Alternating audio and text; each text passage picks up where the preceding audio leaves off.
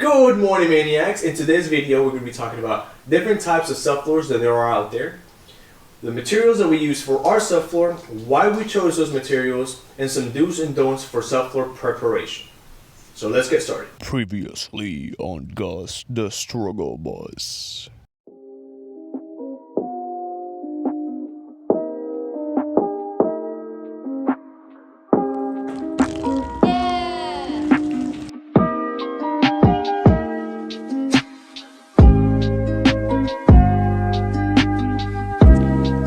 So you guys saw our new battery, and then where we have our old battery.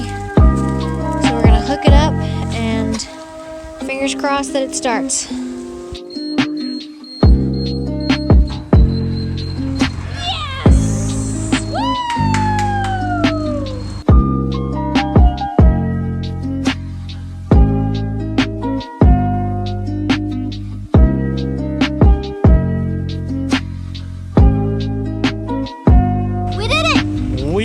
Turn the bus on. It's so exciting. Huge disclaimer. This video talks about the materials and the methods that we use to install the subfloor on our bus. This does not mean that this is the correct way to do it or the way that you should do it, but hopefully this video will help you decide which way is best for you. Hold up.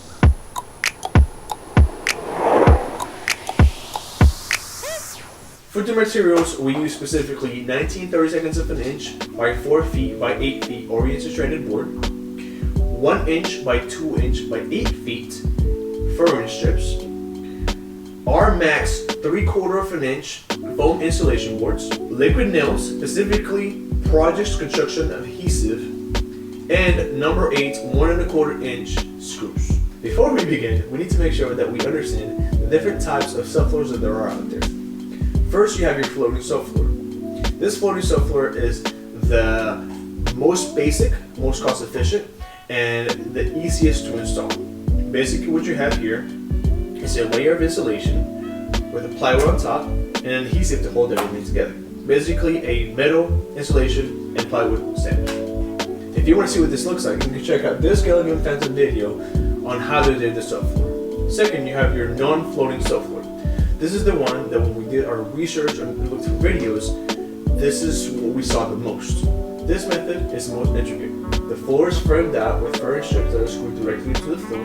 Insulation fits within that frame, and then the plywood is screwed onto the furring strips. If you want to see what this looks like, you can check out this Ian Robison video on how he did his subfloor. Now that we have talked about a floating floor and a non-floating floor, let's talk about what we did. We did a semi-floating floor. We're not really sure this is a thing, but this is what we did. We spent about $5 or more plugging up each one of those holes on the floor.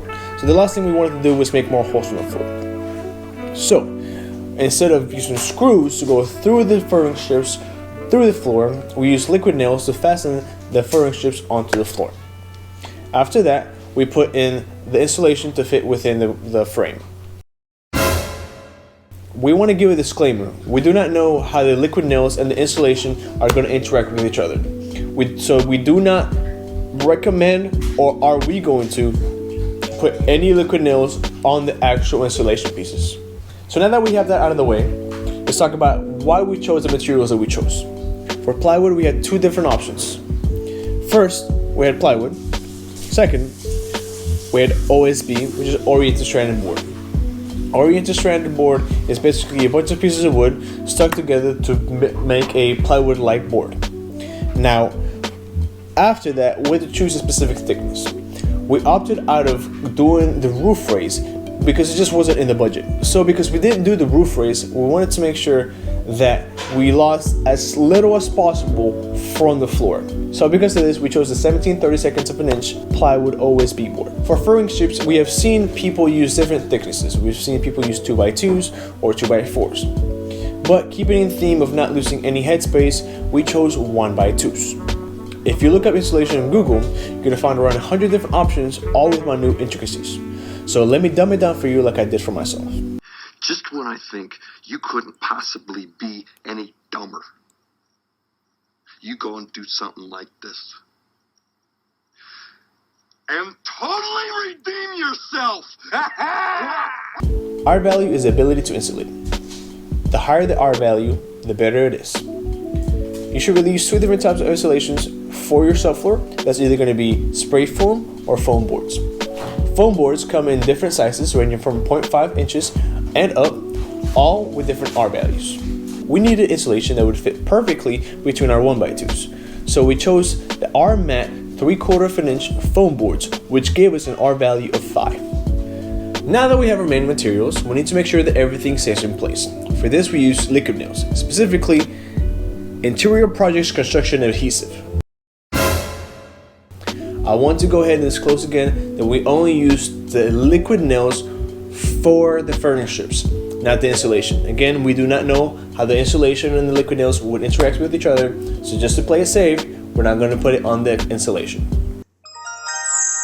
Paco, so now that you have all your materials, how are you going to make sure that everything stays together? Let me tell you. We used a number 8 1¼ inch screw because we want to make sure that we use a screw that is long enough to go through the OSB and the furniture strip, but not hit the board. The OSB board is 0.57 inches long. That with the 1x2s is a perfect length for it just to not hit the metal floor. So now that we have all our materials and the reasons why we chose the materials and understanding of different types of subfloors, what are some do's and don'ts? Do prepare.